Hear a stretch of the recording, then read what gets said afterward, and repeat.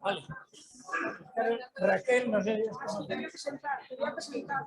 Creo que lo que diré estará bien. Sí. A ver, vamos a ir comenzando ya, por favor. Sentaros. Podéis ir sentando, ya tomando asiento.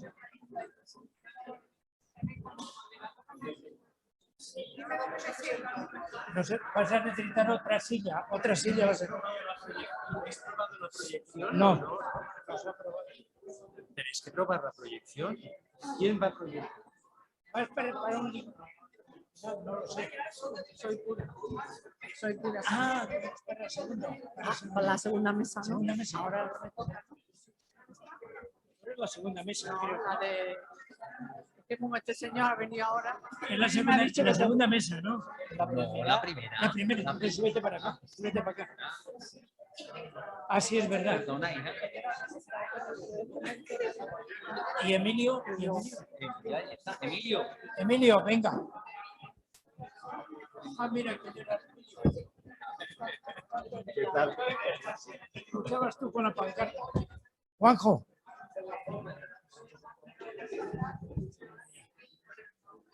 A ver, yo creo que necesitamos otra silla. Déjame otra silla, por favor.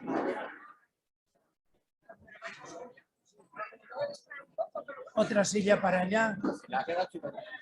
Yo no necesito silla.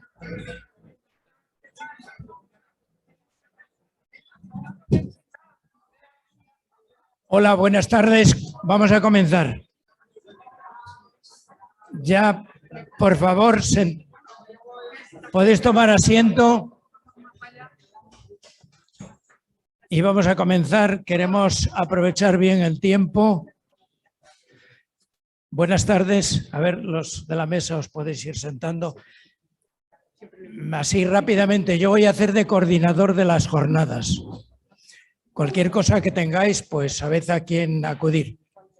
Estas jornadas que ha organizado, programado Redes Cristianas con la colaboración muy intensa de Europa Laica y de la Asociación Recuperando. Bien, bienvenidas y bienvenidos todos los que habéis hecho este esfuerzo de dedicar esta tarde del domingo a algo como esto, que es, en definitiva, es un problema de todo el Estado, de todo el país, y entonces nosotros queremos participar. Agradecemos pues vuestra presencia física aquí y también, como sabemos que hay gente que lo está viendo por streaming, también les saludamos y estamos muy contentos de tenerles con nosotros. Esperamos que os resulte agradable. Después, quería deciros 2 o 3 detalles muy breves. Todo lo que hagamos en estos días de las jornadas se va a grabar.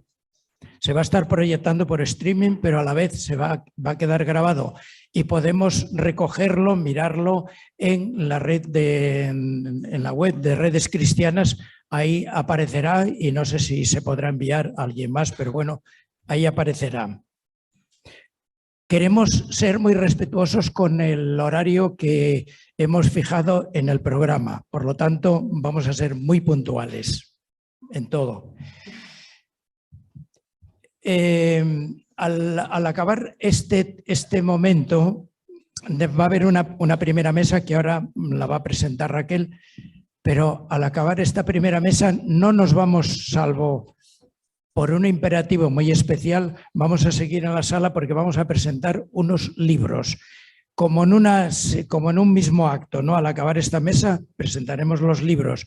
Después dejaremos unos minutos, 5 o 6 minutos, antes del comienzo de la segunda mesa. Queremos que la segunda mesa comience pues más o menos en torno a las 7. Esperamos que vayamos bien. Bien, y luego solamente me falta de detalles que quiero decir. Solamente me falta presentaros a Raquel. Raquel, que es de Somos Iglesia, es una de las portavoces de Redes Cristianas y es la que va a hacer la apertura y la presentación de estas jornadas. Raquel, cuando quieras.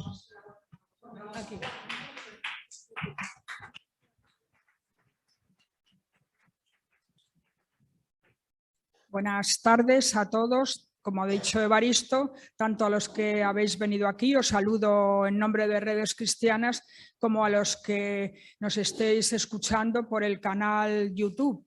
Así que a todos bienvenidos y muchas gracias por participar en estas jornadas.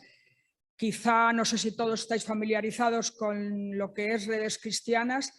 Se creó en 2006 como un espacio de coordinación de grupos de base de todo el Estado español y todavía seguimos, vamos cumpliendo años, pero todavía seguimos peleando. He sacado algún párrafo de la Carta de Identidad que dice: queremos ser otra voz crítica y alternativa y coordinarnos para dar una respuesta conjunta en pro de la transformación democrática de la Iglesia y la sociedad. Estamos inspirados en el Evangelio y en el espíritu del Concilio Vaticano II. Queremos luchar por la justicia en el mundo, sintonizando con el Papa Francisco cuando habla de la Iglesia pobre y de los pobres y para los pobres, y cuando en el Evangelio leemos que no podemos servir a Dios y al dinero. El tema de las inmatriculaciones, tan pronto como fuimos conscientes de ellos, nos pareció, además de un gran escándalo, algo muy grave, muy importante y sobre el que no podíamos pasar con indiferencia. Esto nos llevó a colaborar enseguida con la asociación Recuperando. Tenemos uno de nuestros, digamos, características de nuestras Redes Cristianas, de este espacio de coordinación, el poder colaborar y trabajar tanto con asociaciones de dentro de la Iglesia como con asociaciones civiles, laicas o como se quieran llamar.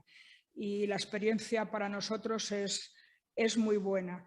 Entonces, en estos años hemos estado aprendiendo también mucho de toda la documentación que Recuperando ha ido aportando. Nosotros también hemos hecho escritos, pero ahora queremos dar con estas jornadas un paso más. No solamente sensibilizar, que todavía sigue siendo importante porque desgraciadamente muchas personas, tanto en la Iglesia Católica como fuera, no acaban de aclararse bien de qué es lo que pasa y cuál es la gravedad del problema, pero en estas jornadas se quiere ir más allá, con propuestas, con peticiones y con reflexiones. Los lemas que se han puesto creo que son completamente claros: a desinmatricular y es hora de devolver. Creo que está claro cuál es el objetivo de estas jornadas. Como habréis visto, si habéis cogido el díptico, el programa, que ahí tenéis todavía unos cuantos, va a haber esta tarde 2 mesas redondas, una presentación de 2 libros que también van muy en el contexto de los temas que se va a hablar, y luego mañana otra mesa redonda y un gesto público en la Catedral de la Almudena, en la Explanada, en la calle Bailén, y luego se va a leer un manifiesto que se va a llevar a la Nunciatura, a la Conferencia Episcopal y a la Presidencia del Gobierno. Entonces, ahí tenéis los datos. Lo que sí quería señalar es que se va a abordar el tema desde diferentes ámbitos, que puede ser el periodismo, la teología, el derecho civil, la poesía, la filosofía, la historia, etcétera. Es decir, que este tema merece que se aborde de diferentes aspectos, y eso es lo que hemos querido hacer en las mesas redondas. Por supuesto, la de mañana tendrá unos ponentes donde, aunque tengamos toda responsabilidad, pero van a representar a la Iglesia Católica, al Gobierno, etcétera, donde ahí pues hay una responsabilidad especial. Sí, perdón. Gracias. Disculpad, que igual no me estabais escuchando. Bueno, no me quiero alargar más, simplemente quería presentar a la moderadora de esta primera mesa y así luego ella ya puede presentar a los 3 ponentes. Entonces, Yum es una periodista. Yo he aprendido mucho, no la conocía, pero he aprendido mucho en estos días de ella. Creo que lo que voy a decir se queda muy corto, pero es una periodista licenciada en Historia y absolutamente comprometida, militante y activista con muchas causas, tanto desde que era joven, de que era estudiante, en la zona sobre todo de Alicante, pues su nombre está asociado al movimiento comunista del País Valenciano. Después también estuvo en Podemos, de hecho estuvo en algún periodo elegida en las Cortes de la Comunidad Valenciana. Después su nombre también se une de una manera muy importante al movimiento feminista. Tiene libros sobre cuestiones relacionadas con las mujeres republicanas, con las mujeres del 36, ha hecho guiones de televisión, en fin, un montón de cosas que no para, una persona completamente activa y ahora mismo en Alicante está trabajando también en las cuestiones del patrimonio de Alicante, ¿no? O sea que en ese sentido pues muy afín para lo que se va a tratar en esta mesa redonda. Así que gracias de nuevo por participar y ya le dejo la palabra a ella. Bueno, muchísimas gracias. Gracias, compañera, por esta presentación. Gracias a Redes Cristianas por posibilitar este espacio de reflexión y de debate, también de conocimiento y de protesta, ¿no? Y de reclamación respecto a las causas que nos han reunido, que tienen que ver con las inmatriculaciones de la Iglesia.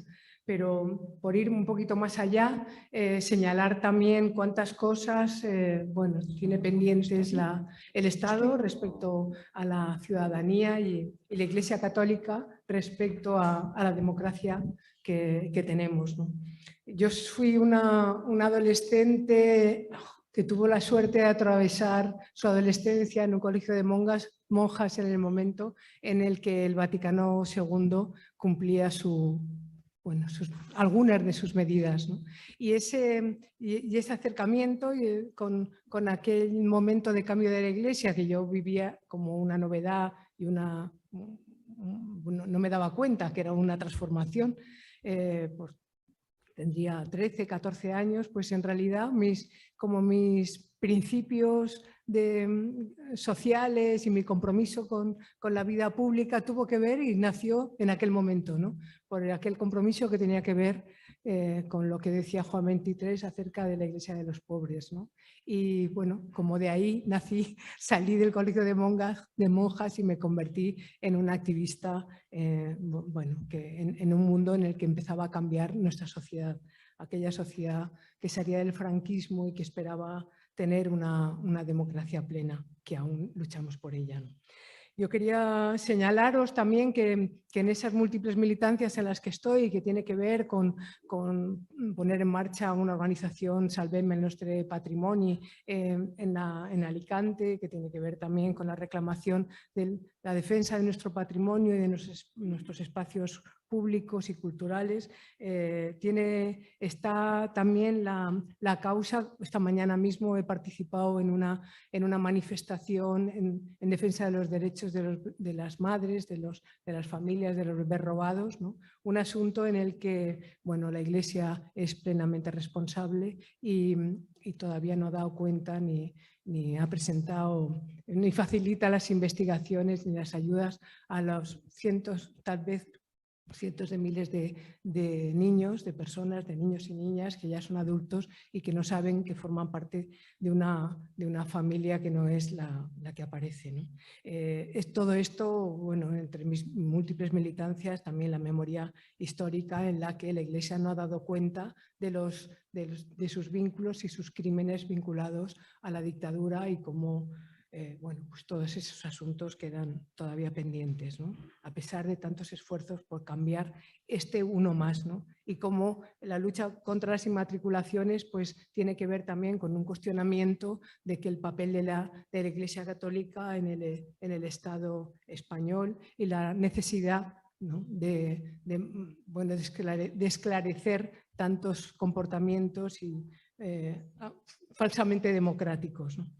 Quiero agradeceros estar en esta mesa, quiero agradecérselo a Asun, que desde Europa Laica me llamó para que participara en ella, ¿no? Y aquí estoy en la medida de mis posibilidades.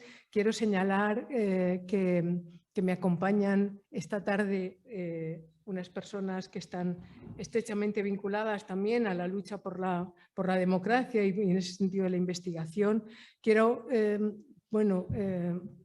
hay una persona que está anunciada y que es Fátima Frutos, que no ha podido, que ha disculpado su presencia porque en este momento es una poeta, estaba en Alemania presentando e inaugurando una ópera que estrenaba en estos días y que no ha podido venir a la cita, ¿no? Pero bueno, en fin, entre las militantes y los militantes y activistas, investigadores comprometidos también con la lucha democrática y con la investigación y esta necesidad de tener este Estado democrático, pues está con nosotros esta tarde Pura Sánchez, que para mí también es una alegría, con la que he compartido también asuntos relacionados con la investigación feminista, con el papel de las mujeres y agradezco mucho que tan rápidamente haya aceptado estar en esta mesa, ¿no? Por orden de intervención voy a hablar de Pura. Pura es natural de Benalúa, de Granada, es licenciada en Filología Hispánica por la Universidad de Granada, es profesora de Lengua Castellana y Literatura en el IES Velázquez de Sevilla, es investigadora y ha participado en una multitud de trabajos colectivos, algunos de ellos también y algunos trabajos que han sido premiados, ¿no? Quiero leeros, si puedo desbloquear esto y leerlo. Entre sus monografías y sus trabajos pues está Individuos de dudosa moral, ¿no? Bueno, toda esta mirada hacia la sociedad de la que venimos es necesario y aparece de una forma frontal, clara y nítida el papel de la Iglesia, ¿no? Mujeres en obras, la construcción interminable de la feminidad. En el 14, Mujeres náufragas, los consultorios femeninos en la España de los 60 y 70. La luz de la inocencia, testimonios de Enriqueta Trujillo, Gallardo, Bellaterra de Barcelona, y tiene reconocimientos y otros trabajos literarios, entre ellos el Premio de Andalucía de Memoria Histórica en 2010 por la investigación sobre la represión de las mujeres andaluzas durante la dictadura franquista y otros premios y reconocimientos, ¿no? Yo creo que, bueno, le damos la palabra a Pura y luego os presento al resto de la mesa. Algunos de ellos conocéis mucho más y así no me enrollo yo y hablan los que están más preparados para hacerlo. Gracias, Pura, tienes la palabra.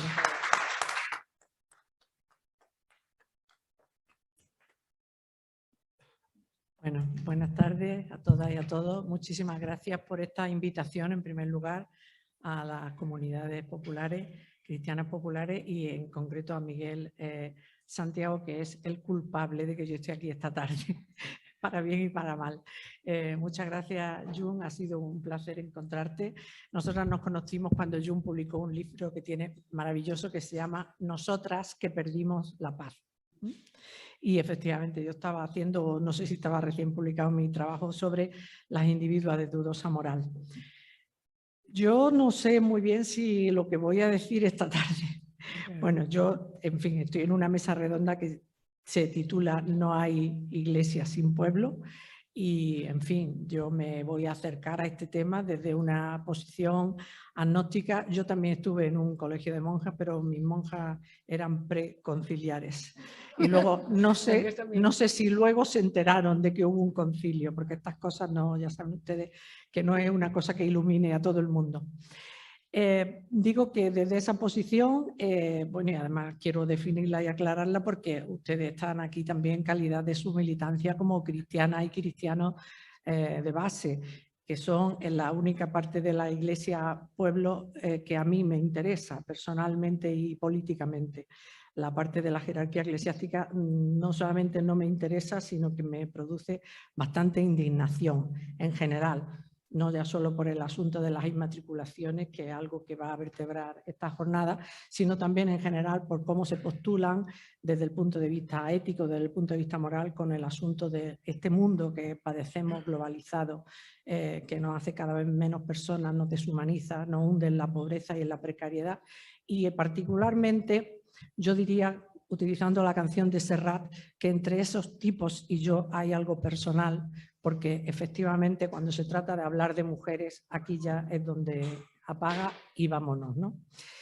Bien, entonces yo le propuse a Miguel hablar de algo de lo que creo que, bueno, puedo hablar un poquito, porque efectivamente, como ha aludido a ello Jun Quiñonero, yo tengo un trabajo de investigación que se llama Individuos de dudosa moral, y ese título no es un título así escogido al azar, sino que era la frase que servía para sentenciar a las mujeres rojas que pasaban por delante de los tribunales militares. La usaban los jueces y les llamaban individuos de dudosa moral pública y privada.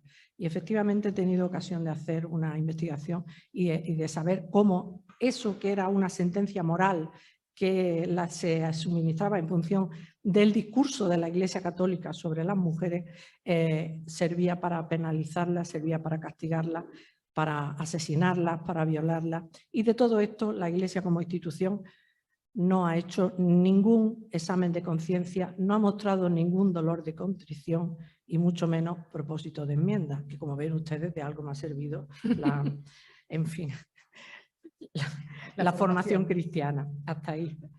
Bien, entonces quería decir que desde esa premisa y desde esta perspectiva, pues yo le comenté a Miguel que quería acercarme a hacer unas cuantas reflexiones previas sobre el asunto de la iglesia sin pueblo, de que no hay iglesia sin pueblo, efectivamente, desde fuera o desde dentro. Creo que esto es una afirmación que tiene muchísimo sentido. Y reivindicándome como creyente, porque no estoy dispuesta a dejarle a la Iglesia Católica ni a ninguna iglesia la interpretación del término creyente en exclusiva. Yo soy creyente y creo en una serie de valores que tienen que ver con la solidaridad, que tienen que ver con la justicia, que tienen que ver con la transformación de este mundo, y que estoy segura que son valores que nos acercan a ustedes y a mí, ¿no?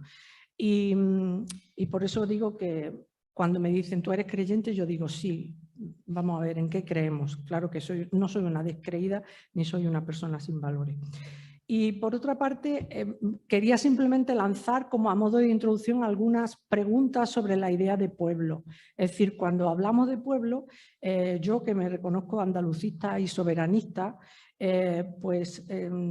digamos que me planteo de qué tipo de pueblo hablan los cristianos dentro de la Iglesia Católica y las cristianas, de ese pueblo de Dios del que la pertenencia, hablar de pueblo de Dios, parece que históricamente lo que ha provocado es la falta de autonomía, la falta de soberanía para ese pueblo, o hablamos de un pueblo soberano, de un pueblo que quiere ser autónomo, tomar sus decisiones de manera individual y de manera colectiva, de un pueblo que quiere tener voz y que quiere ejercitarla.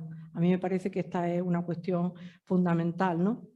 Y claro, en ese sentido, esta iglesia que se ha configurado no como un reino de otro mundo, sino tan de este mundo, evidentemente la iglesia pueblo tendría mucho que decir, pero parece que nadie está dispuesto a escucharlo. O digo, siempre cuando hablo de estas cuestiones distingo perfectamente entre lo que es la jerarquía católica y lo que es el pueblo, y sobre todo ese pueblo que quiere, como digo, tener voz y ejercitarla, ¿no? Un pueblo soberano que yo entiendo que está ahí empeñado en la construcción de un nosotros, que sea un nosotros colectivo, un nosotros solidario y un nosotros horizontal y participativo, ¿no?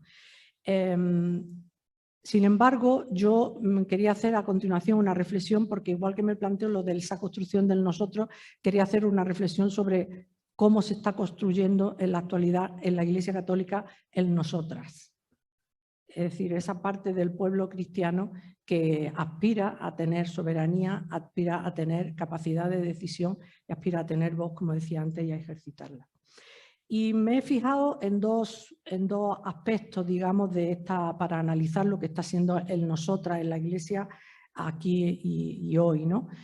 Por una parte, yo hice hace algún tiempo un acercamiento al papel de las mujeres en los ritos con un fuerte componente, en los ritos festivos, pero en concreto en los ritos con un fuerte componente religioso, como es el caso, por ejemplo, de la Romería del Rocío.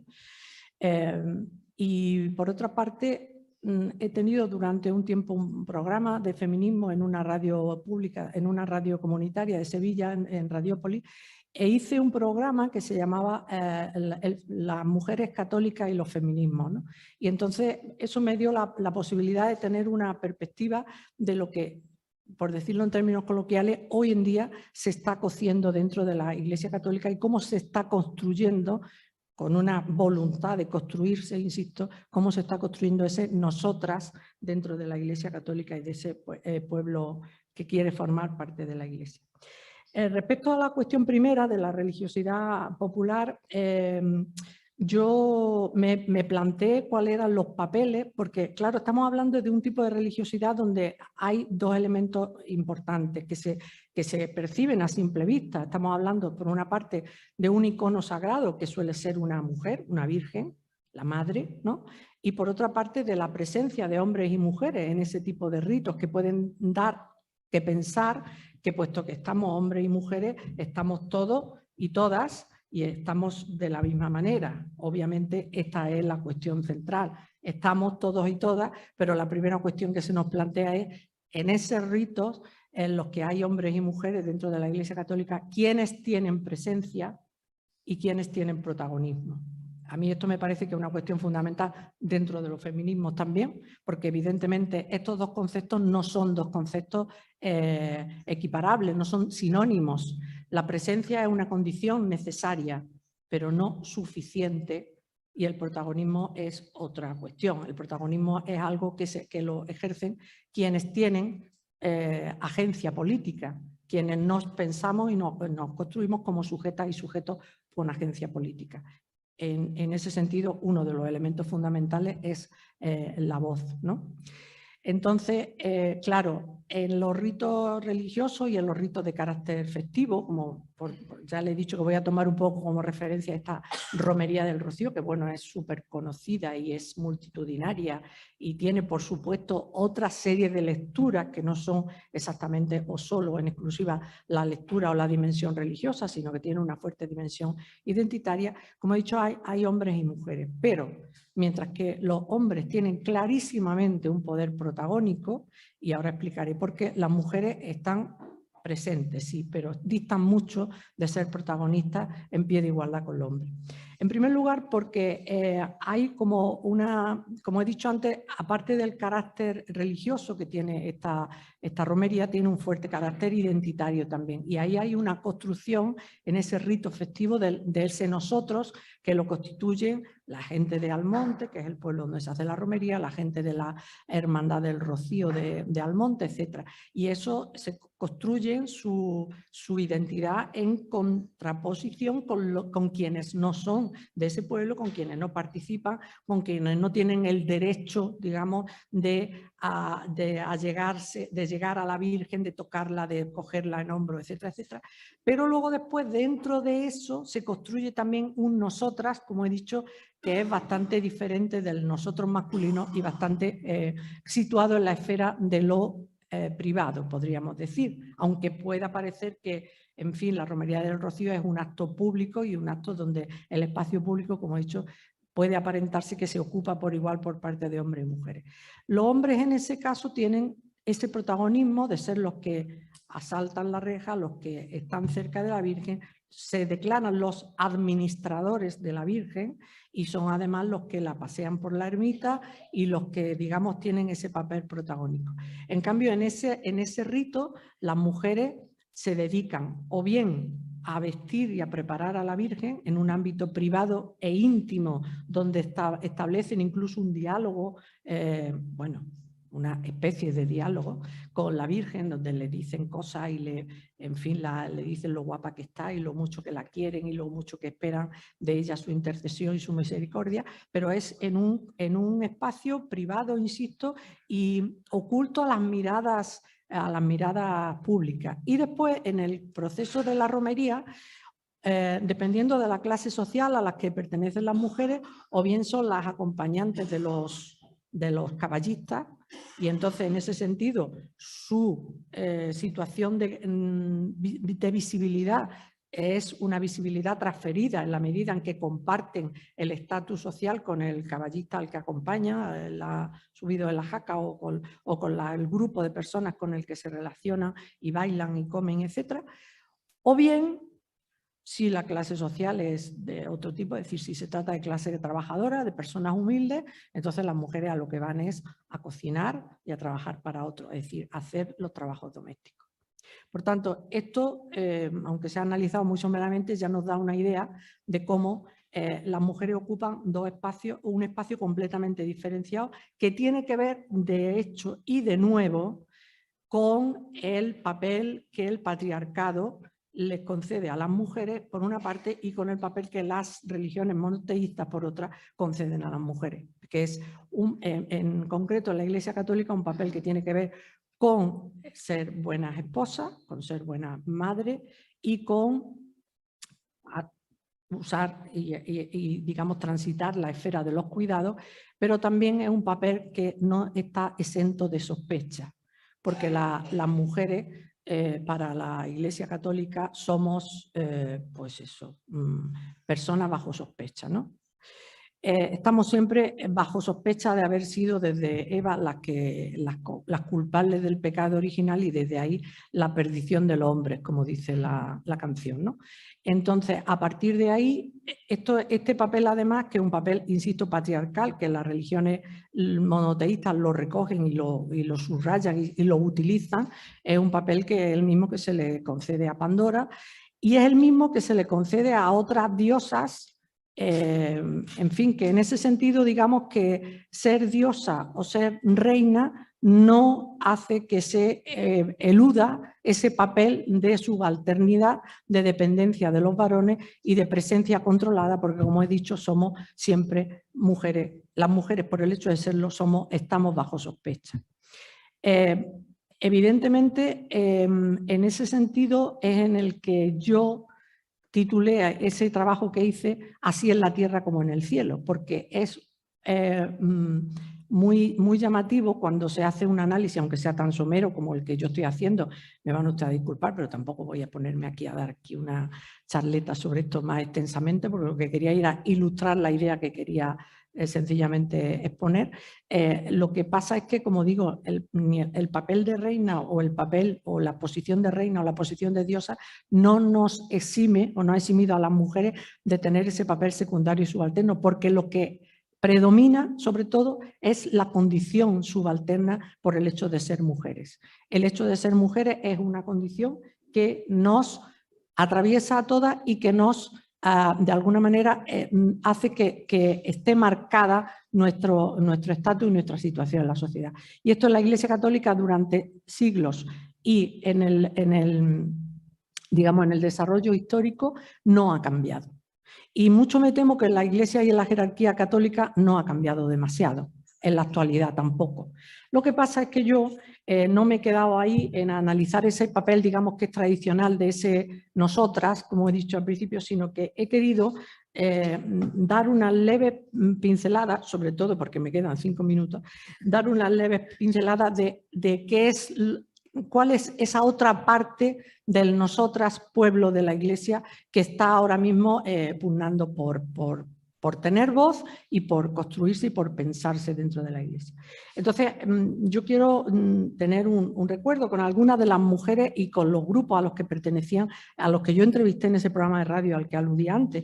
Y en concreto entrevisté a Adela, que es una compañera vuestra de Málaga, de mujeres cristianas, de comunidades populares, que decía que ella en realidad empezó a rechazar la jerarquía porque se dio cuenta de que provocaba desigualdad y apartamiento del Evangelio, es decir, en esa búsqueda de lo que era el cristianismo auténtico con Jesús de Nazaret como guía, la jerarquía eclesiástica para ellas y para muchas de vosotras, supongo también, representaba justamente lo contrario.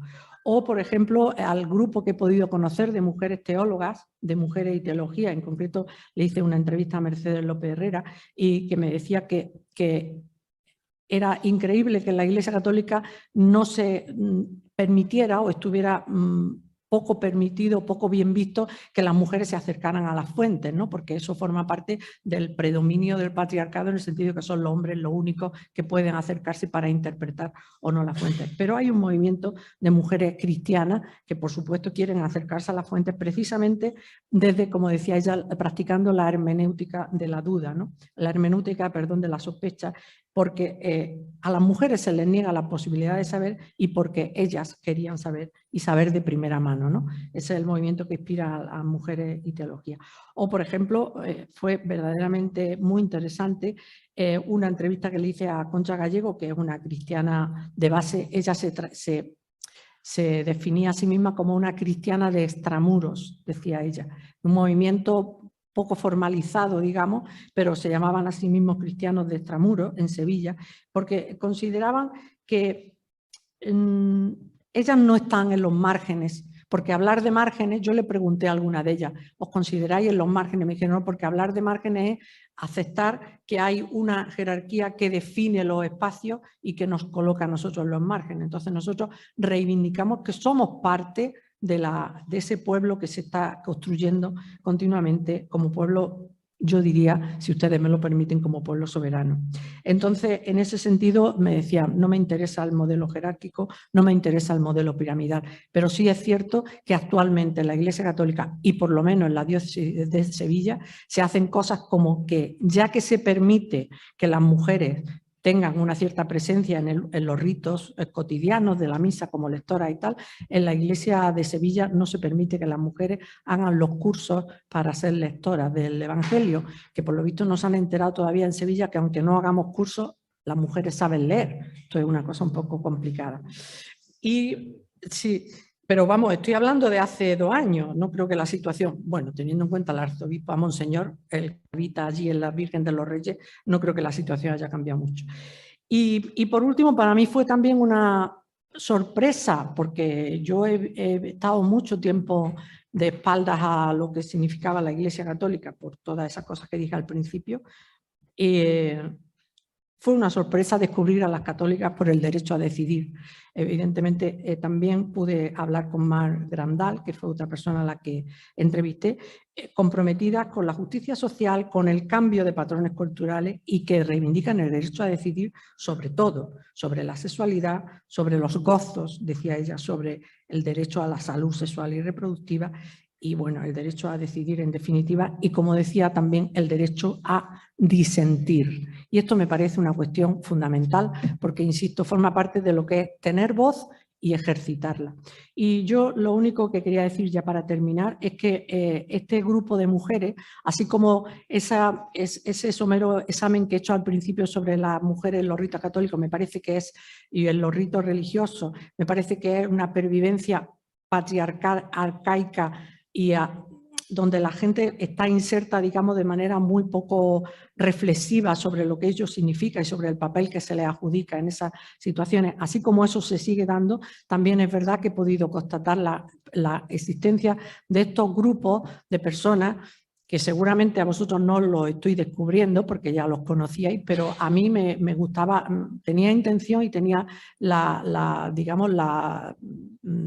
tenía el interés de resaltarlo porque para mí es como decían ellas en algunos casos cuando nos reunimos en estos grupos, fue como si alguien abriera una ventana y entrara aire y pudiéramos respirar a pleno pulmón, ¿no?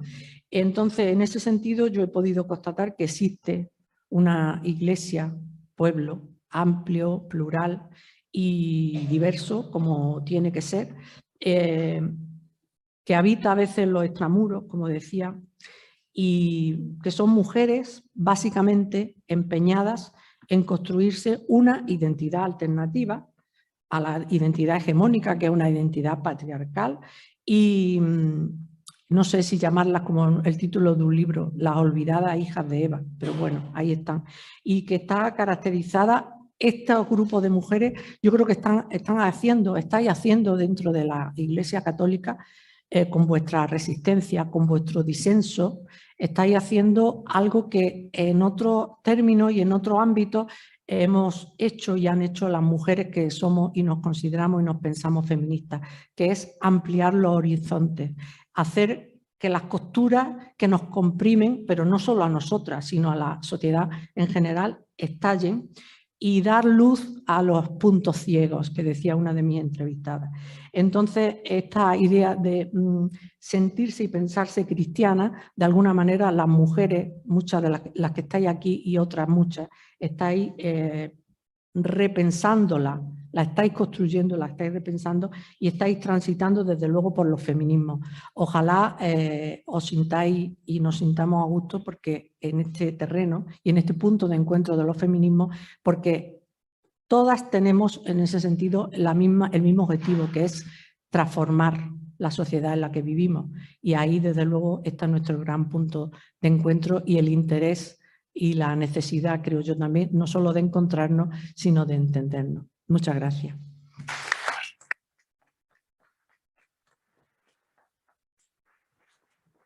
Bueno, mil gracias, Pura, mil gracias también por hacer esa reflexión, en realidad en parte desde la academia, desde la investigación, desde fuera de la Iglesia, en realidad, ¿no?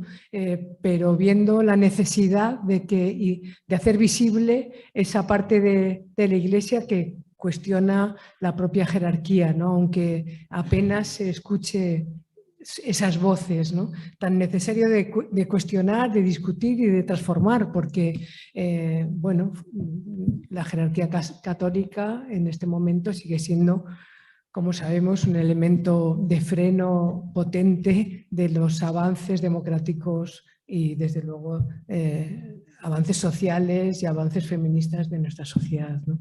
En cada paso nos encontramos con ese freno y, a la vez, bueno, somos parte de una sociedad que hemos crecido en una sociedad de una cultura católica, nos sintamos o no nos sintamos parte de la propia Iglesia, ¿no? Quiero ahora presentaros a Emilio García Fernández. Él también viene de Sevilla. En Sevilla tenemos... De Córdoba. De Córdoba. Es que tengo aquí arquitecto por la Universidad de Sevilla. Bueno, mejor. Así estamos más dispersos. Viene de Córdoba, de manera que, bueno, pues también Andalucía tiene un peso importante en esta mesa, por lo menos, ¿no? A partir del 81 desarrolló el trabajo como arquitecto en la Junta de Andalucía en las materias de arquitectura, ciudad, urbanismo y territorio para el ámbito territorial de Córdoba y, asimismo, del conjunto de Andalucía, desde los servicios territoriales y centrales de la Administración andaluza. En estas funciones desarrolla, entre otras, tareas de investigación, elaboración y seguimiento de normativas en estas materias. Igualmente trabaja en el ámbito de la cooperación internacional de la Junta de Andalucía y ha trabajado en proyectos en Cuba, en Chile y en Marruecos relacionados con las materias que ya he mencionado. En 2012 fue nombrado secretario general técnico de la Consejería de Fomento y Vivienda de la Junta de Andalucía hasta el 2015. Del 15 al 19 desempeñó su actividad profesional como gerente de urbanismo del Ayuntamiento de Córdoba. En las distintas fases de su trayectoria, así como en la actualidad, forma parte y participa en diversas organizaciones relacionadas con el movimiento vecinal, la movilidad sostenible, el medio ambiente, el patrimonio histórico y los derechos sociales, entre ellas de la plataforma ciudadana Mezquita Catedral de Córdoba, Patrimonio de Todas. Bueno, tienes la palabra, Emilio, y tienes 20 minutos, aunque hay muchas cosas que contar. Gracias. Vale, gracias, Jun. Bueno, en primer lugar, quería agradecer a Redes Cristianas la organización de esta jornada, el impulso que mediante esta jornada y otras muchas actividades hace en favor de la desaparición de las inmatriculaciones. Y estoy, en fin, encantado, le doy las gracias por poder participar en ellas, haberme invitado. Quiero hacer una mención especial también a Miguel Santiago, que, bueno, él también el que ha impulsado mi presencia aquí, por su trabajo tanto en Redes Cristianas como en la plataforma Mezquita Catedral de Todo. Es un trabajo que, junto con alguien más presente también, como Aristóteles y otras personas, intentan la recuperación de una parte de la mezquita para la ciudadanía, para el pueblo, y por otro lado, que se tengan en cuenta los valores históricos, culturales y demás, y sociales, que ese edificio tan magnífico tiene. Que, después hablaré un poco del tema, que, en fin, están intentando ocultarlo. Finalmente me satisface y me llena de responsabilidad compartir con todos ustedes, ponentes y público, este rato, e intentaré desde un campo distinto del que se está hablando habitualmente, y es el campo del urbanismo, hablar del tema. Entonces, en esta intervención analizaré principalmente desde el campo del urbanismo el edificio iglesia, que en su condición de edificio de uso colectivo y lugar de encuentro de ciudadanía. Principalmente voy a hablar de este tema, voy a hablar de la planificación urbanística, voy a hablar del ejemplo concreto de Córdoba y voy a hablar de la mezquita. En fin, al hilo de todo lo que estamos hablando, de todo lo que se trata. En primer lugar, quisiera decir, o sea, que en la evolución de la estructura urbana de nuestras ciudades refleja que el edificio iglesia forma parte de los elementos de uso público y colectivo que históricamente han ido conformando tanto esa estructura urbana como su paisaje, y que forman parte de su uso y relaciones básicas, de los usos y relaciones básicas de la ciudad. Al observar los planos actuales y la evolución de los planos de una ciudad, identificamos una serie de edificios públicos de componente ciudadana, como pueden ser el edificio iglesia, como pueden ser los hospitales, las escuelas, los ayuntamientos, en fin, las dotaciones públicas que, junto con determinados elementos, en fin, geográficos, como puede ser el mejor río o vías de comunicación, son los que forman la estructura urbana de la ciudad y son los que en la evolución de la ciudad influyen muchísimo, ¿no? Entonces, el edificio iglesia es uno de esos elementos. El edificio iglesia, en fin, uso colectivo o dotación pública que forma parte de la historia del presente de las ciudades. En fin, y esos valores que tiene son incorporados en la ordenación urbanística. Hablaré un poco sobre la planificación urbanística para que enmarquemos el edificio iglesia y demás, ¿no? Como decía antes, trasladaré estas consideraciones al caso de Córdoba y con descenso a la mezquita, tanto su planificación urbanística, o sea, cómo la trata la planificación urbanística, como una planificación muy importante que se está ahora moviendo, y es, en fin, que ya lo comentaré después, el plan director de la mezquita, ¿no? Entonces, eso, en fin, es algo bastante tremendo que merece la pena un pequeño descenso a ello, ¿no? Entonces, en estos apuntes sobre la ordenación urbanística, voy a hacerlo a través de varias preguntas para compartir con ustedes un poco el ponernos de acuerdo o compartir unos principios básicos, ¿no? La primera, que quizá no sería la primera, en fin, haciendo un poquito de spoiler, pues sería de las últimas, pero creo que es importante desvelar algunas cosas, ¿no? ¿Cómo contempla el urbanismo los edificios con las características y uso colectivo como son los destinados a iglesias? Entonces, no solo, como decía antes, en la estructura y en la organización y la evolución de la ciudad se contemplan, sino también en el urbanismo, ¿no? Todos estos edificios están considerados equipamientos dotacionales y comunitarios. Forman parte de una estructura que se llama el Sistema General de Equipamientos Comunitarios, que es una de las claves de la ordenación urbanística. Es uno de los elementos esenciales del modelo general de ordenación del municipio, los sistemas generales de dotaciones públicas. Entonces, hay que tener en cuenta el valor que tienen eso, desde su punto de vista, insisto una y otra vez, como dotación comunitaria. En fin, que concurre una serie de cosas, efectivamente, que son los cristianos, son los que como parte del pueblo está usándolo y demás, pero es una dotación comunitaria. Entonces, el hecho de que esos equipamientos comunitarios forman parte de la estructura, de alguna forma están protegidos en el modelo urbanístico. ¿Cuál es el encaje del urbanismo en el sistema normativo español y cómo es su distribución competencial, ¿no? Entonces, la Constitución señala que las competencias de urbanismo, de la ordenación urbanística, es de la comunidad autónoma. En la práctica, efectivamente, la comunidad autónoma desarrolla la normativa y demás, bueno, el Estado se queda, como en otras competencias exclusivas de las comunidades autónomas, el Estado se queda con unas competencias de temas básicos para dice la Constitución, para de alguna forma igualar la responsabilidad o los derechos de todos los ciudadanos de España, ¿no? De todos los ciudadanos del Estado español. Entonces, evidentemente, es una competencia comunitaria de la comunidad autónoma. La comunidad autónoma, o sea, hay en las partes del Estado hay una ley urbanística que la actual es del año 2015. Después, en unas reflexiones haré un comentario de una legislación anterior.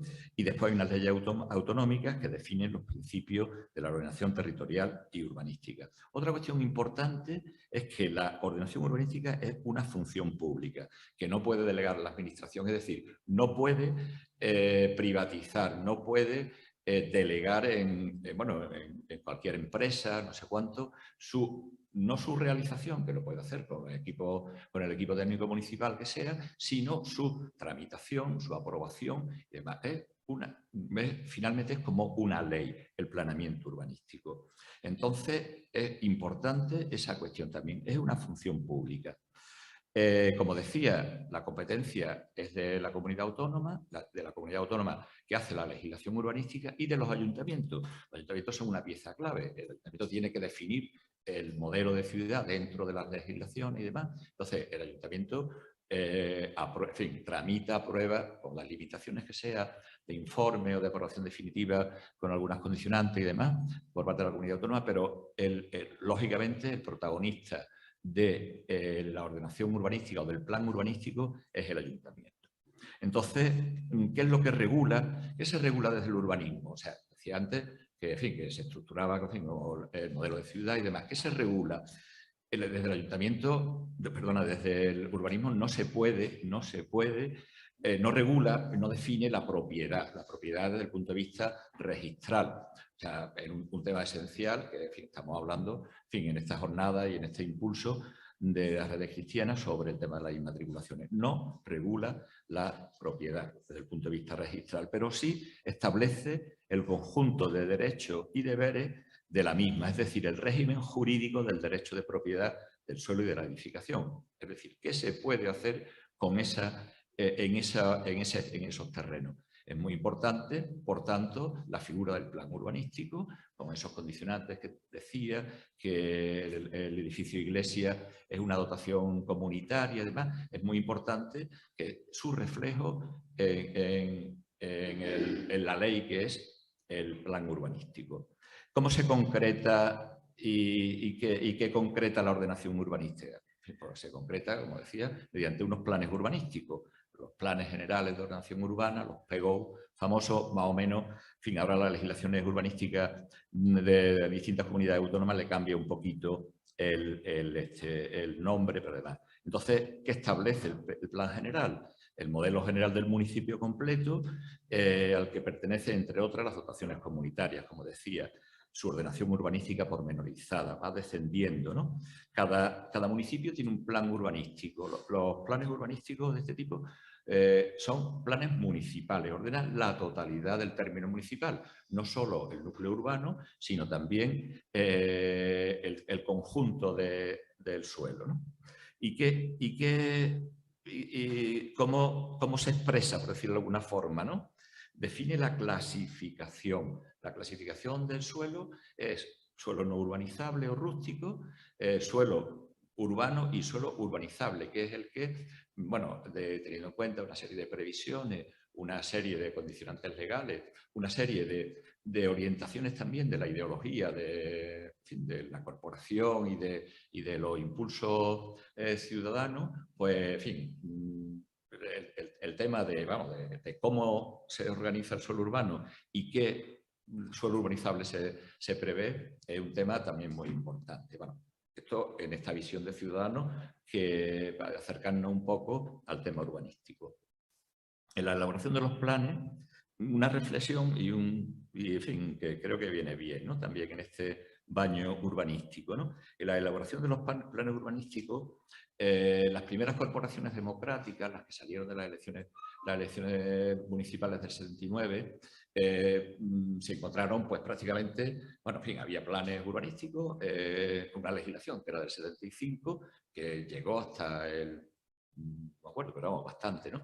Pero hubo unas leyes complementarias de los primeros también gobiernos democráticos que la adaptaron, ¿no? Entonces estas corporaciones municipales primeras hicieron unos planes urbanísticos, un urbanismo claramente teniendo en cuenta la ciudadanía, la estructura un poco que existían, la falta de dotaciones de equipamiento, y hicieron un planeamiento realmente cercano a esa población.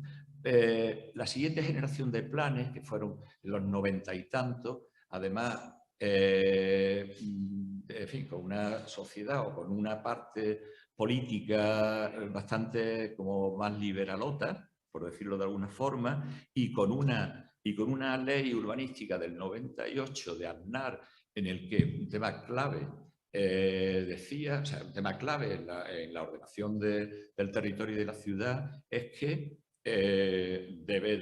no se debe ocupar más suelo del necesario, debe plantearse un crecimiento y una ordenación racional y demás. Entonces, diciendo que la vivienda era muy cara y que lo que se necesitaba era, contra más suelo hubiera, sería más barata, pues entonces hace una ley en el 98 que dice que todo el suelo puede ser, todo el término municipal, todo el territorio puede ser urbanizable, excepto los suelos rústicos que tienen valores paisajísticos y demás. Entonces eso supuestamente era para abaratar el precio de la vivienda, una maniobra claramente especulativa para, en fin, para poner todo el suelo en manos o la mayoría del suelo, o gran parte del suelo, en manos de promotores, inmobiliarios y demás, ¿no? Eso causó un problema muy importante en la ordenación del territorio de esto. Con ese flash general descendemos a Córdoba, ¿no? Córdoba municipio tiene un plan del 86 que en línea con lo que comentaba antes, es un plan mucho, en fin, ordenado, tiene una apuesta muy importante por la recuperación de patrimonio histórico, de espacios públicos y demás mediante mecanismos, pues, incluso de expropiación, que ahora, pues, en fin, espacios como, en fin, para los que conocemos, estamos en Córdoba y eso, como, en fin, como los jardines de Oribe y como otros muchos, que está justo en el centro de la ciudad, que era simplemente pues, un suelo de palacios privados y tal, es de pronto un parque importantísimo. Es un espacio que tiene un edificio con una sala polivalente magnífica. Bueno, eso y otras muchas cosas, ¿no? Bien. Entonces, el plan del 86. Y el plan del 2001, que es el siguiente, pues está ya más en la otra línea. Un plan que es correcto, que se fija más en la estructura, que la hace de alguna forma correcta, pero muy expansivo. Y en el que principalmente hay una mirada más al negocio que a lo público. Y descendiendo a los cascos históricos, pensando en Córdoba y en gran parte de las ciudades españolas y ciudades históricas, los cascos históricos tienen un papel importantísimo en fin, en la ciudad, en la vida, en esas dotaciones públicas más cercanas, en el edificio iglesia, que es un elemento de relación, es un elemento patrimonial importante. El casco histórico de Córdoba tiene 250 hectáreas, un casco histórico muy grande, entonces tiene un plan especial, bueno, es bien de interés cultural y es patrimonio de la humanidad. Una parte de unas 80 y tantas hectáreas, la parte más cerca de la mezquita y demás, es patrimonio de la humanidad. Entonces hay un plan especial del año 2001 que es bastante interesante el plan. Y de alguna forma es coherente con los valores y con los objetivos. La mezquita, en este caso, la mezquita catedral, tiene la calificación de equipamiento sistema general y está incluido dentro del catálogo de bienes protegidos. Es decir, vuelvo a decir, es una dotación comunitaria y, en fin, por sus valores históricos está protegida. Y un detalle que quería comentar es que el plan del 86 cuando califica la mezquita como equipamiento público, diferencia el patio de los Naranjos, incluyéndolo en el sistema de espacios libres exteriores. Entonces, el Cabildo, que todavía no tenía inmatriculada la mezquita, pero eso era suyo, ¿no? Vamos, en fin, para ellos sin ninguna duda. Entonces, recurre esa calificación del patio de los Naranjos como espacio libre, tal, exterior, no sé cuánto, diciendo que no, que eso tiene que ponerse, en fin, que es de la mezquita, digamos, que es del Cabildo y demás, ¿no? Entonces hay una sentencia del 89 que es muy interesante, en la que dice que el uso evidentemente es público porque está abierto al común. Y de otra parte dice que tanto la calificación, un plan urbanístico puede decir calificar los espacios públicos de relación de una forma determinada. Y entonces dice que esa calificación de jardín público, que es como lo llamaba el plan del 86, resulta adecuada al destino del patio de los Naranjos y por tanto es acorde con el papel que cumpla. Voy ya, en fin, corriendo. 3 minutos, dice. Entonces, menos todavía. Entonces, y antes comentaba la importancia del plan director. ¿Qué es el plan director de la mezquita catedral? La mezquita es declarada Patrimonio de la Humanidad y a su vez es la parte de uso de catedral, ¿no? Entonces hay como 2 líneas de trabajo. Uno, la de la UNESCO, que cuando a los patrimonios declarados Patrimonio Universal señala que tiene que haber un plan de gestión, y por otro lado el plan nacional de catedrales, del que forman parte los edificios catedral que tienen unos valores históricos y artísticos importantes, dice que tiene que haber un plan de gestión. Entonces ha iniciado en diciembre pasado el Cabildo el plan director. Desde la plataforma Mezquita Catedral pues hemos hecho unos análisis sobre este plan y, en fin, escandalizados de las cuestiones que propone, análisis que se han puesto en comunicación del Ministerio de Cultura, de la Junta de Andalucía y también del Ayuntamiento, para que de alguna forma intenten cerrar un poco las barbaridades que se están planteando. Tanto desde el punto de vista de los valores que tienes como del uso. En resumen, creemos que el Cabildo pretende con este plan director consolidar y hacer oficial, no solo con su inmatriculación, sino también mediante esta norma, la privatización de la mezquita. Pretende también ocultar e ignorar los valores que conllevan su declaración de Patrimonio Universal e impedir o secuestrar la participación de la sociedad a través de las administraciones públicas y de organismos colectivos especializados en la gestión y seguimiento. Bien, entonces, eso es, creo yo, un ejemplo clarísimo de lo que está ocurriendo con un edificio iglesia como es este. Y como unas reflexiones finales que voy a pasar, vamos, en medio minuto, insistir que el edificio iglesia es equipamiento comunitario, entonces supone el reconocimiento del urbanismo de su condición de uso comunitario, su pertenencia y su vinculación directa a la comunidad. El hecho, como decía antes, que forme parte de la ordenación estructural y del modelo de ciudad, blinda de alguna forma el mantener ese posicionamiento, porque el cambiar el modelo de ciudad es difícil en un plan urbanístico. Y a su vez es también la protección que desde el planeamiento urbanístico hacen de gran parte de los edificios de iglesia por sus valores históricos, complementa la protección que se hace de la legislación de patrimonio histórico. Y nada, gracias, y después podemos comentar alguna cosa.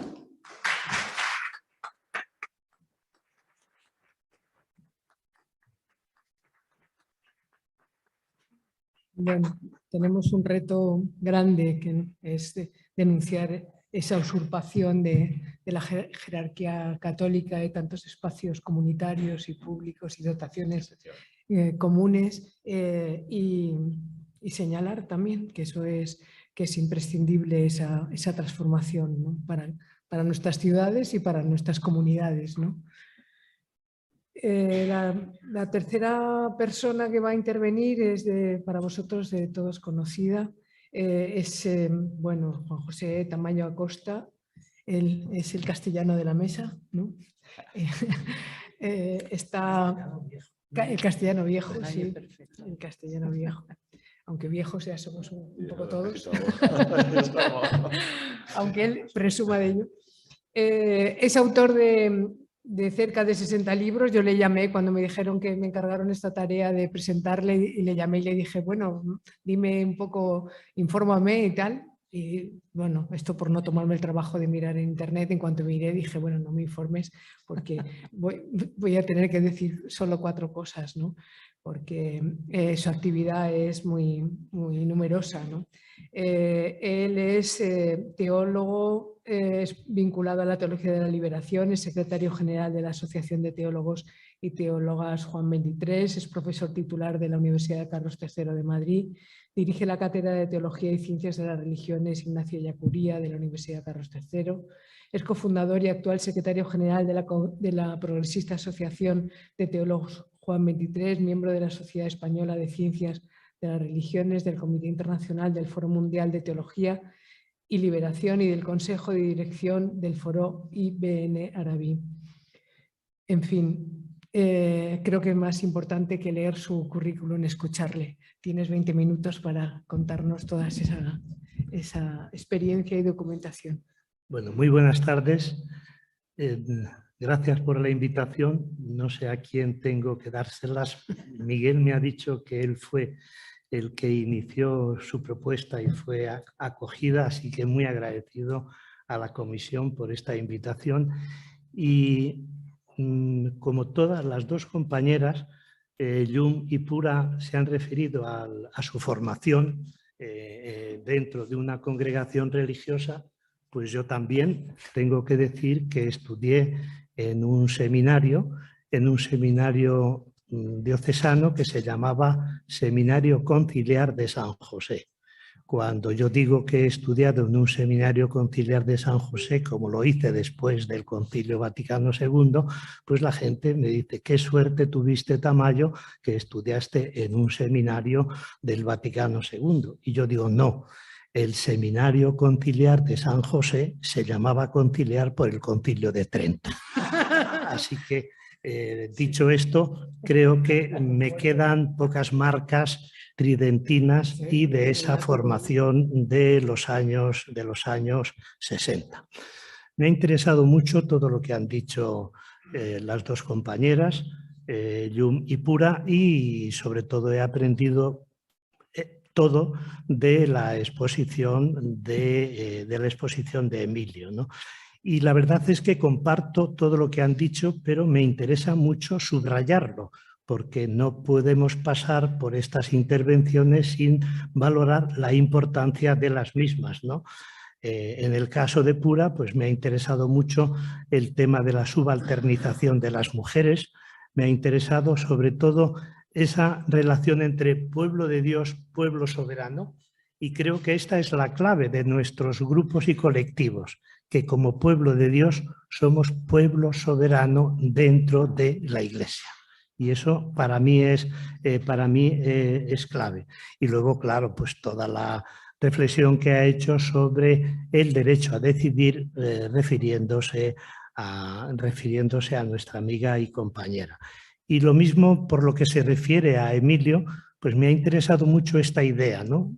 La iglesia o el templo como edificio es el lugar y el espacio de encuentro ciudadano.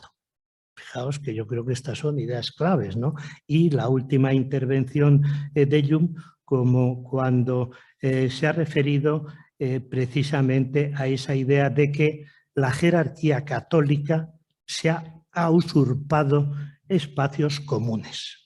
Me parece que estas tres ideas son luminosísimas y me gustaría incluso comentarlas y profundizar en ellas, pero como en el programa han puesto Juan José Tamayo, teólogo, pues voy a hacer referencia y voy a hacer, pues eso, tener la exposición conforme a esta identidad.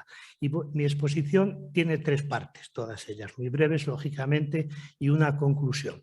y lo voy a hacer con el método clásico de tesis, antítesis y síntesis, ¿no?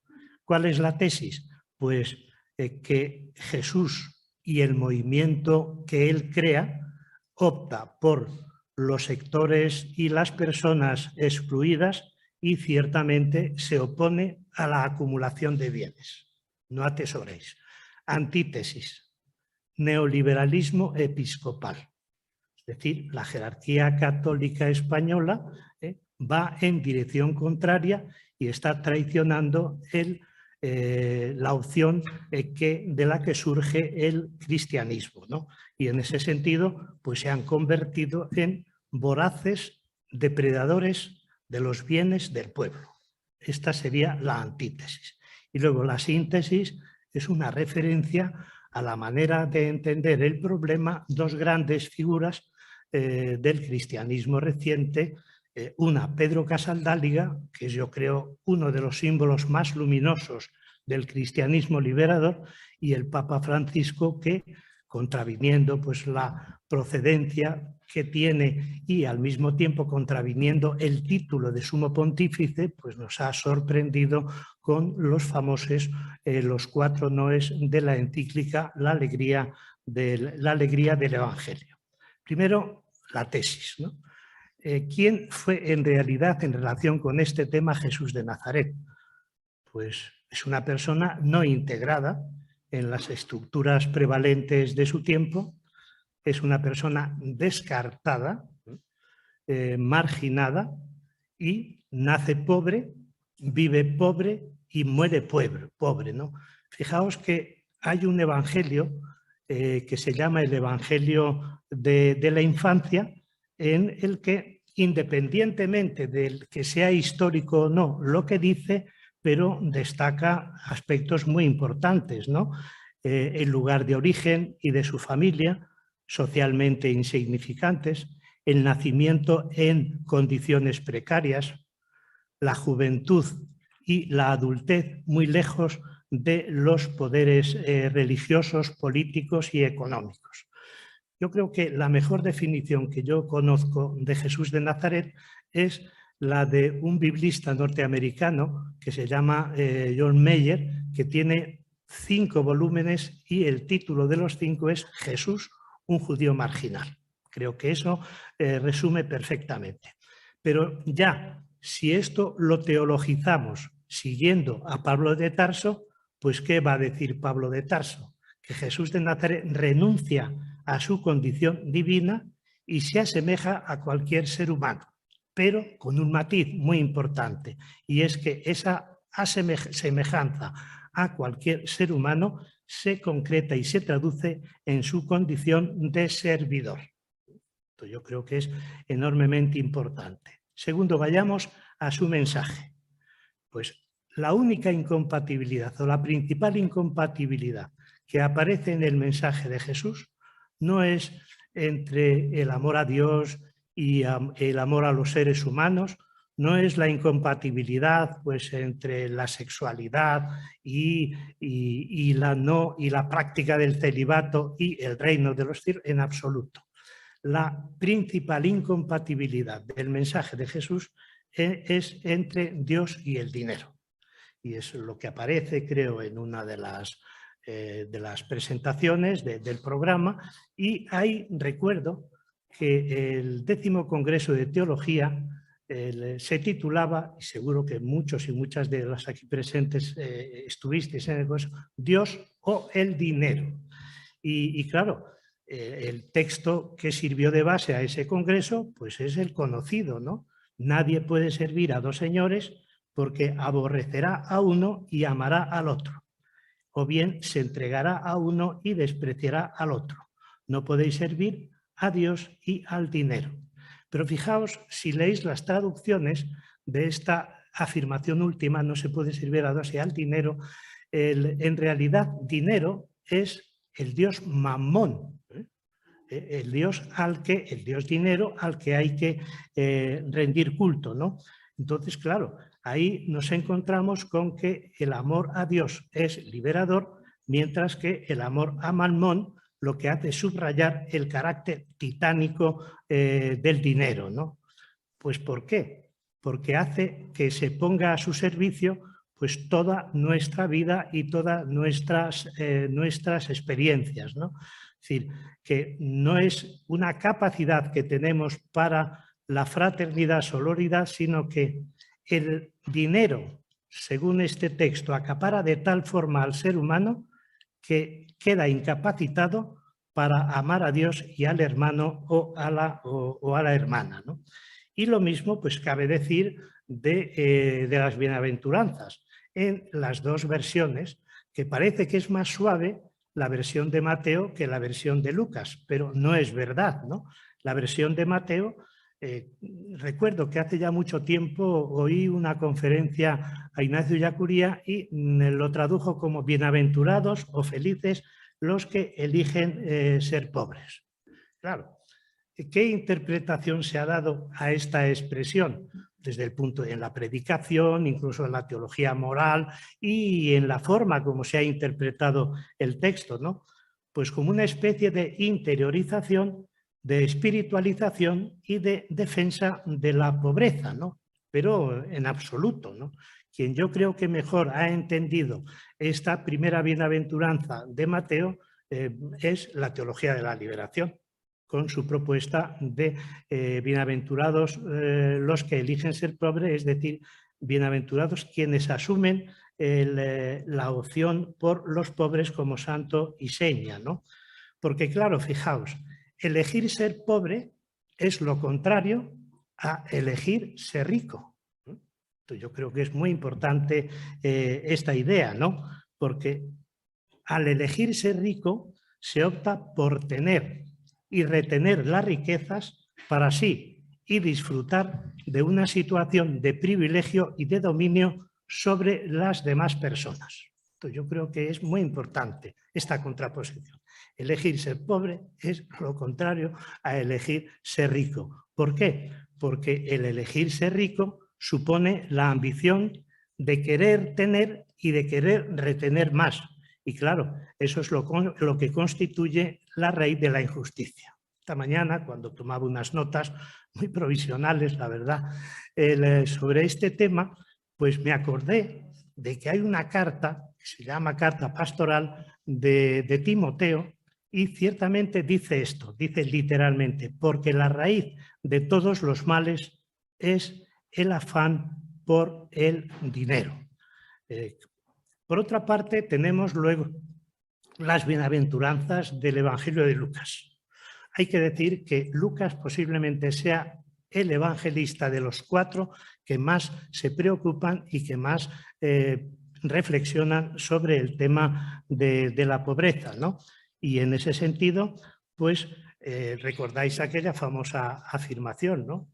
El que no renuncia a todos los bienes no puede ser mi discípulo. Fíjense si esto lo aplicamos a los obispos españoles. Si ustedes no renuncian a sus bienes, 100.000 bienes que se han apropiado, ustedes no pueden ser mis discípulos. Entonces, ¿cómo unos señores que no son discípulos de Jesús de Nazaret pueden marcarnos a nosotros el camino de nuestra vida o el compromiso de las personas cristianas, ¿no? Y luego, otra idea importante. La proclamación primera que va a hacer Jesús en el ámbito público va a ser el anuncio del reino de Dios. Y claro, ese reino de Dios es el que se traduce en el texto del profeta Isaías que lee en la sinagoga de su pueblo de Nazaret, cuando dice, he sido enviado y ungido para anunciar la buena noticia a los pobres. Pero claro, para anunciar el reino de Dios, Jesús de Nazaret va a necesitar crear algo que ponga en marcha y que desarrolle ese reino de Dios en la historia. ¿Y qué es lo que hace? Pues no funda una organización política orientada a la conquista del poder. No funda tampoco una instancia ideológica que legitime al Imperio Romano. No crea una institución religioso-cultural que sirva de apoyo al sacerdocio judío. Y voy a decir otra cosa más fuerte. Tampoco funda la Iglesia. Cuidado. Yo recuerdo todavía Alfred Loisy, este gran teólogo modernista de la última etapa del siglo XIX y las primeras décadas del siglo XX, el año 1903 escribe un libro que se titula El Evangelio y la Iglesia.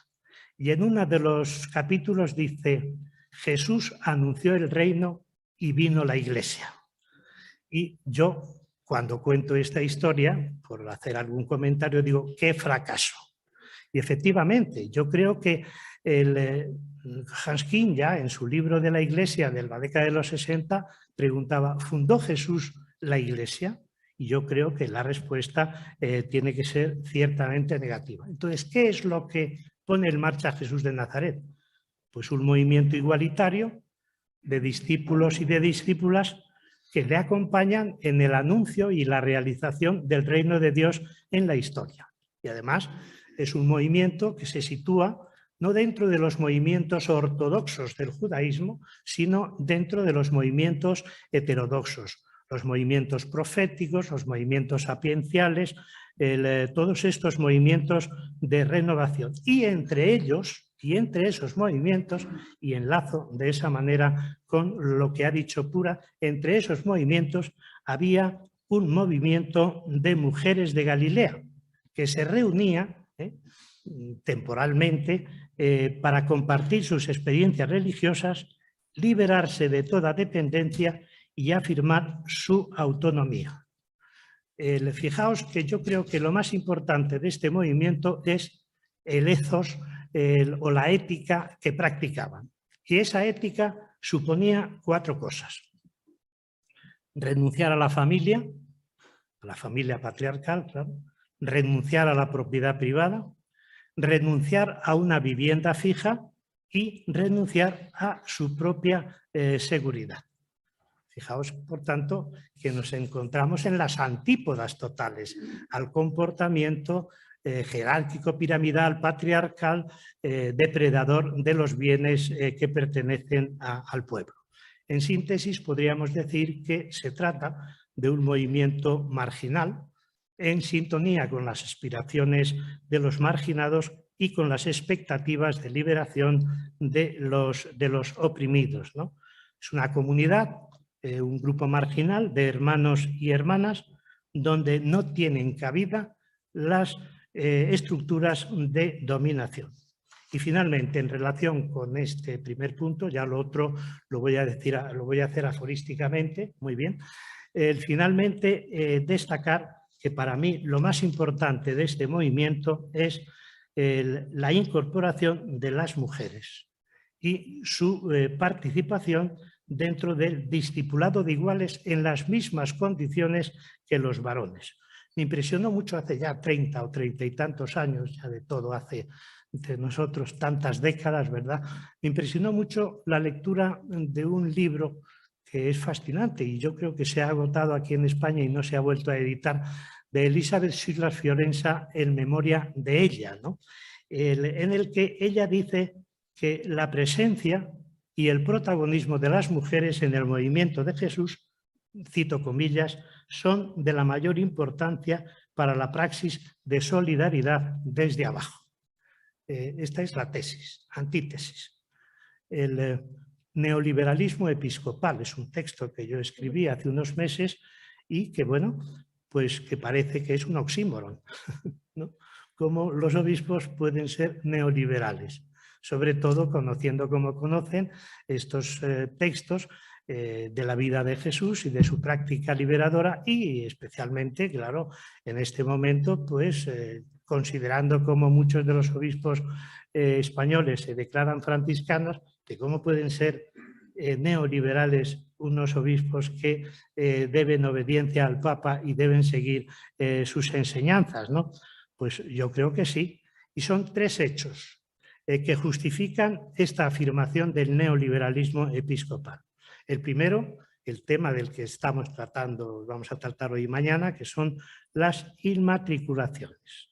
Según los datos últimos, que además son datos remitidos por el Gobierno al Congreso de los Diputados, en febrero de 2021, de 1998 a 2015, la jerarquía católica. Muy interesante lo que tú has dicho, distinguiendo lo que es la comunidad cristiana de lo que es la jerarquía. La jerarquía católica inscribió a su nombre 34.961 bienes en el registro, ¿no? De entonces para acá, a lo largo de desde el año 46 hasta el 70, son más de 100.000 bienes, ¿no? Y claro, el mayor pelotazo de estas inmatriculaciones pues es el pelotazo de la mezquita de Córdoba, ¿no? ¿Recordáis por cuánto, no? Y recordáis 30. también qué relación puede tener con el caso de la traición de Jesús. Por 30 euros. Y yo digo por 30 monedas de plata, miserablemente, ¿no? 3. Bueno. Segundo, el segundo motivo o segunda razón por la que yo hablo de neoliberalismo episcopal es los privilegios de todo tipo que los acuerdos entre el Estado español y la Santa Sede de 1979 conceden a la Iglesia Católica. Educativos, culturales, militares. La Iglesia Católica Española está militarizada, queridos amigos y amigas. Está militarizada porque tiene un vicario general castrense que atiende pastoralmente a los militares. Por tanto, esto es lo más inaceptable que se puede imaginar. Militarización de la Iglesia Católica Española. Pero claro, el problema es que no está militarizado solo los obispos, sino que ellos han militarizado a la comunidad cristiana, ¿no? Y en este sentido, pues son también económicos y fiscales que ascienden pues, a una dotación de más de 10.000 millones de euros, contando con lo que no pagan y con lo que ingresan, porque las dos modalidades son las que tienen que tenerse en cuenta. Y el tercer hecho que viene a legitimar lo que yo llamo el neoliberalismo episcopal es la asignación tributaria. Termino con la síntesis. Y la síntesis yo creo que está en esa magnífica encíclica del Papa Francisco de la Alegría del Evangelio, en la que lanza 4 noes. No a una economía de exclusión y a la inequidad que mata. No a la nueva idolatría del dinero. No al dinero que gobierna el mundo en vez de servir. No a la iniquidad que genera la violencia. Y continúa. La adoración al antiguo becerro de oro ha encontrado una versión nueva y despiadada en el fetichismo del dinero y en la dictadura de una economía sin un rostro y sin un objetivo verdaderamente humano. Completa esta síntesis la conocida afirmación de Pedro Casaldalia, que la pronunció además en un congreso al que le invitamos el año 1996, recordáis, y que lo hizo no me acuerdo, por Zoom ciertamente no, pero estaría grabado, cuando dijo en aquella conferencia que el neoliberalismo es la gran blasfemia de nuestro tiempo. Conclusión, 3 líneas nada más. Con las inmatriculaciones, los privilegios que le reconocen los acuerdos con la Santa Sede a los que no están dispuestos a renunciar y a la asignación tributaria que le reporta en torno a 300 millones todos los años, desde que Moratino, recordáis, firmó aquella nota con el Vaticano que le incrementó del 0,52 al 0,70, pues mi conclusión es la siguiente. Los obispos españoles han dejado de adorar a Dios y de optar por las personas y los sectores empobrecidos y han caído en la idolatría. Pero no en la idolatría de adorar al becerro de oro, sino todavía mucho peor, la idolatría de adorar el oro del becerro. Muchas gracias.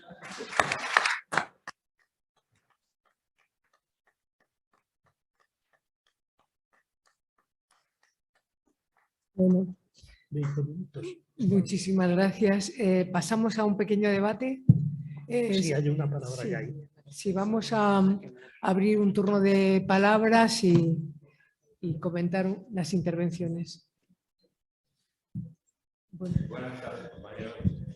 A ver, por favor, antes de comenzar las intervenciones, teníamos previsto 20 minutos de diálogo. Al principio advertíamos que teníamos que ser muy respetuosos con el horario. Bueno, nos hemos ido desviando, como habéis visto.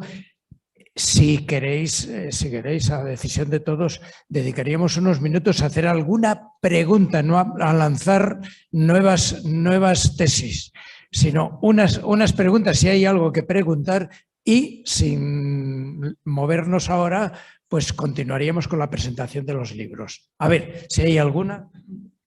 Sí. Bueno, si queréis levantar la mano para ver cuántas palabras hay. Ahí hay una palabra, 1, 2 y 3. Vale. Pues no, hay 3 personas que quieren hablar. Sí, 1, 2 y pues venga, muy breve, presentar sí. la pregunta si acaso. Ser breves. Buenas tardes. Yo soy casi octogenario y he tenido la inmensa suerte de tener una familia y un padre que, a pesar de haber nacido en 1897, no era nada machista.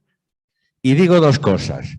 Es fundamental, y no voy a hacer mucho más que lo que voy a decir ahora, es fundamental que, para no escandalizar a mucha buena gente que hay entre los católicos, yo soy de una familia católica, que hagamos pedagogía, pensando en la gente común. ¿Por qué digo esto? Por ejemplo, en el tema de la mujer. A mí me enseñaron en el colegio, porque yo estudié religión en el colegio, que María, que Eva lo que comió no fue una manzana, que es una gilipollez. A mí lo que me enseñaron es que comió del árbol del fruto del bien y del mal.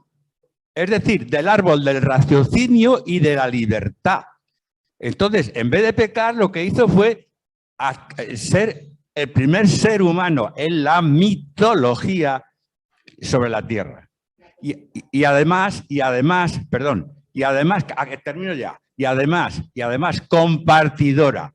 Y además, otra cosa más, el castigo era que íbamos a morir.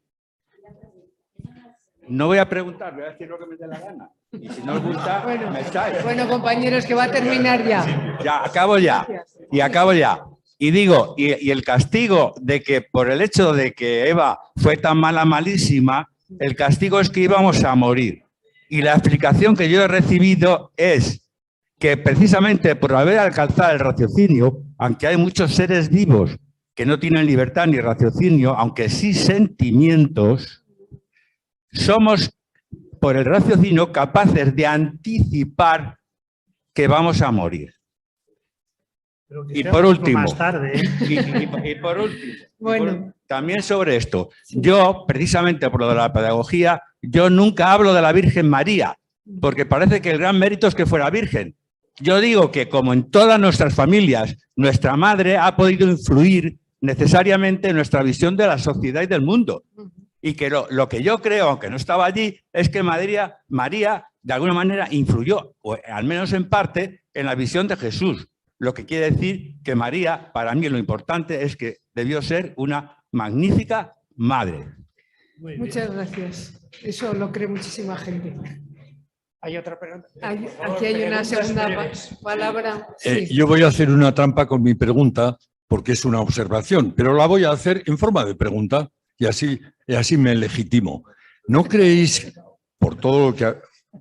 o no creen ustedes, no creéis por todo lo que se ha oído aquí y lo que flota en el ambiente, que deberíamos hablar más? No de templos, pues estamos identificando templos, catedrales, mezquita catedral y la Santa Madre que los parió. Es que el 75% de las inmatriculaciones son bienes civiles, que son la casa al cura en el pueblo y la escuela. He preguntado. Sí. Gracias. Allí a la derecha, a tu derecha. Yo una pregunta muy cortita. Mira, yo hago esta pregunta. Por supuesto, tú has hablado de la mezquita, pero yo hablo de todas las catedrales de España, que siempre te cobran ya un precio de 6 o 7 euros. Yo me pregunto, ¿eso qué va? ¿Al Estado? ¿Va a la Iglesia? ¿A dónde va? Bueno, brevemente, si queréis contestar. Muy breve. Va destinado a la catedral que se visita. Por ejemplo, la mezquita de Córdoba es visitada por 2 millones de personas al año, aparte de todas las visitas que se hacen por la noche con servicios, con efectos especiales, y se suele hablar de que ingresan los canónigos en torno a 18 o 20 millones de euros. Y parte de las reformas que se hacen o del mantenimiento las paga la Junta de Andalucía, con lo cual, ¿dónde va ese dinero? Pues imagínate tú dónde, ¿no? En Andalucía hubo hasta hace poco tiempo un banco que era Cajasur, y supongo yo que parte de ese dinero pues entraría en el Cajasur, que era de propiedad de don Miguel Castillejos, ¿no? Con lo cual la Allianz se refuerza todavía más la tesis que yo defiendo del neoliberalismo episcopal. Sí, hasta hace poco la entrada que compraba, bueno, quien vive o ha nacido en Córdoba no paga. Las demás personas ponía donación. O sea, y entonces no tributan por eso. Sí, bueno, pues sí, yo creo que es una conversación abierta y tenemos aún más mesas en las que compartir y escuchar y preguntar. Así que gracias por estar, nos vamos a levantar y los siguientes compañeros que van a presentar su libro, gracias por estar.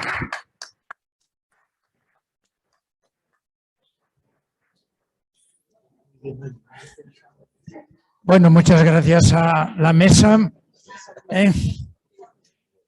Vamos a, si alguien